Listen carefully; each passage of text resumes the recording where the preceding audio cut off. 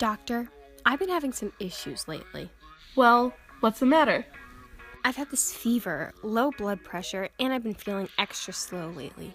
Also, there's a rash on me that looks just like a sunburn. This seems to be toxic shock syndrome. This is a disease that affects the female reproductive system. What's the female reproductive system and what is toxic shock syndrome? The female reproductive system includes the uterus, the ovaries, the fallopian tubes, the vagina, the cervix, and the vulva. The uterus is a muscular compartment that opens into the roof of the vagina and sits forward over the bladder.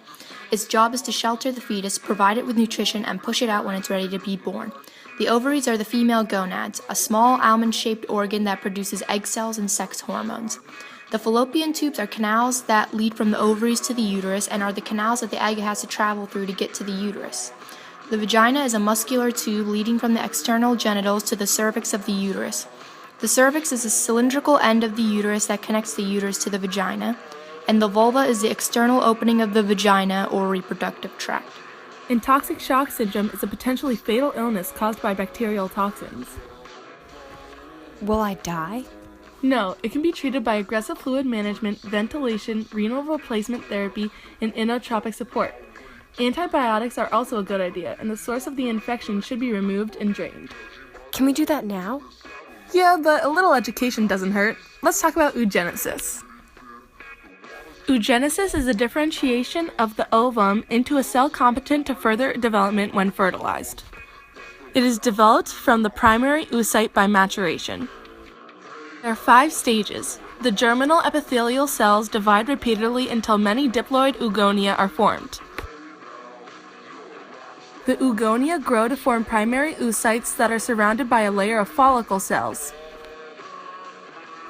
The follicle layer of the secondary oocyte thickens and folds to form the Graafian follicle. When the Graafian follicle becomes mature, it will move towards the ovary wall and rupture to release the secondary oocyte. The secondary oocyte has completed meiosis II when it is fertilized by a sperm.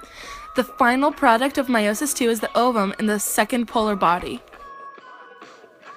There are a lot of hormones involved in the female reproductive system too, the most important ones being estrogen, the primary female sex hormone, and progesterone, an endogenous steroid and progestogen sex hormone involved in the menstrual cycle, pregnancy, and embryogenesis. Their levels on different days can have a heavy influence on the ovarian cycle. Day 1, estrogen and progesterone levels are low. Along with low levels of progesterone, this signals the pituitary gland to produce follicle-stimulating hormone, which begins the process of maturing a follicle, which is a fluid-filled sac in the ovary containing an egg. The follicle produces more estrogen to prepare the body for pregnancy. Day 12 to 14, increased estrogen levels trigger a sharp rise in Luteinizing hormone from the pituitary gland, causing release of the egg from the follicle. The ruptured follicle, now called the corpus luteum, now secretes progesterone and estrogen to continue to prepare the uterus for pregnancy. If the egg is not fertilized, estrogen and progesterone levels drop. Day 28, the menses begin.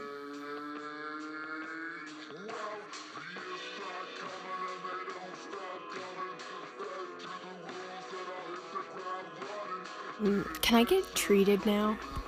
Well, of course you can, but speaking of the ovarian cycle, this cycle includes the follicular phase, when the ovarian follicles mature and get ready to release an egg, ovulation, when the mature egg is released from the ovarian follicles to the oviduct, and the luteal phase, when the pituitary hormones FSH and LH cause the remaining parts of the dominant follicle to transform into the corpus luteum.